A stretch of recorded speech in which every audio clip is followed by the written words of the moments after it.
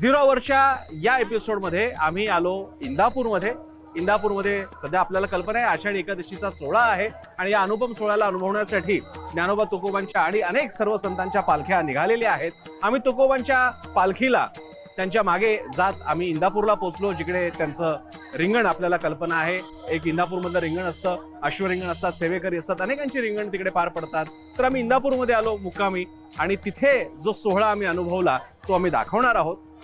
या सगळ्या सोहळ्याची सुरुवात झाली ती म्हणजे जेव्हा तुकोबांच्या पालख्यांचं इंदापूरमध्ये आगमन झालं आणि त्यानंतर सकाळी ते आगमन झाल्यानंतर माजी मंत्री आणि राष्ट्रवादी काँग्रेस शरदचंद्र पवार पक्षाचे नेते हर्षवर्धन पाटील यांनी स्वागत केलं, अभिवादन केलं, पूजा केली. त्यावेळी आम्ही हर्षवर्धन पाटलांशी संवाद साधला.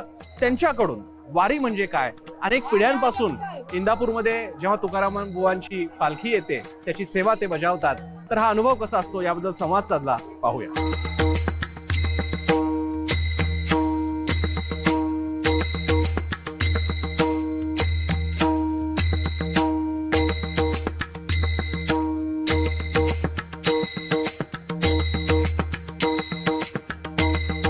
रामकृष्ण हरी माऊली आज आपल्यासोबत आहेत. इंदापूरचे सर्वात ज्येष्ठ नेते, महाराष्ट्रातल्या राजकारणातले नेते आणि माजी आमदार असलेले हर्षवर्धन पाटील, ज्यांच्या इंदापुरात आहोत आणि तुकोबांची पालखी आलेली आमच्या मागेच येते. हर्षवर्धन पाटीलजी, हा अनुभव तुमचा तर पिढ्यानपिढ्या चालत आलेला आहे, काय भावना आहे?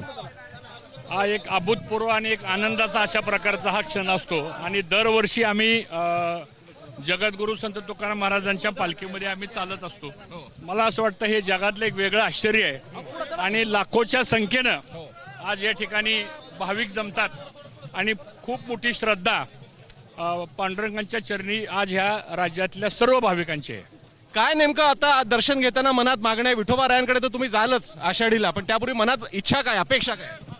नाही, व्यक्तिगत काही अपेक्षा नाही, पण हा महाराष्ट्र सुजलाम सुफलाम व्हावा, या राज्यामधली बेकारी बेरोजगारी दूर व्हावी, या राज्यातला शेतकरी बळीराजा सुखी व्हावा आणि ह्या राज्यातल्या नव्या पिढीला एक चांगले आध्यात्मिक संस्कार निर्माण व्हावेत, एवढीच माफक अपेक्षा मी आज ह्या पांडुरंगाच्या चरणी या ठिकाणी केलेली आहे. शेवटचा प्रश्न, वारीनं तुम्हाला काय दिलं किंवा काय देते? मी वारीमध्ये घेण्यासाठी काही येत नाही, पण वारीमधून मी जनतेला देण्यासाठी येत असतो आणि मला असं वाटतं वारी ही येणाऱ्या अनेक लोकांच्या, ही सगळे निस्वार्थी भावनेनं लोक आलेले आहेत, कुणी अपेक्षेने आलेलं नाही, मी सुद्धा कुठल्या अपेक्षेने आलो नाही. आणि मला असं वाटतं की वारीमुळं प्रत्येकाच्या आरोग्यामध्ये, प्रत्येकाच्या जीवनामध्ये आनंद प्राप्त व्हावा आणि प्रत्येकाचं जीवन सुखी आणि वारी बदलल्यासारखी वाटते एवढ्या वर्षांमध्ये. आता काय नवीन बदल वाटतात तुम्हाला? नाही, आता मोबाईल घेतलेली पिढी सगळीकडे आलेली आहे. नाही, वारी जरी काळ बदलला तरी वारीची परंपरा बदललेली नाही. धन्यवाद हर्षवर्धन पाटीलजी, आपण वेळ दिलात. आज पहाटे सगळेच चाललेले आहेत आणि आम्ही सुद्धा या वारीमध्ये 4 पावलं त्यांच्यासोबत चालतोय. हाच प्रवास असा सुरू राहील.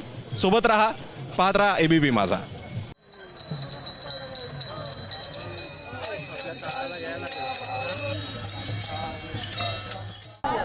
वारी म्हटलं की दिंडी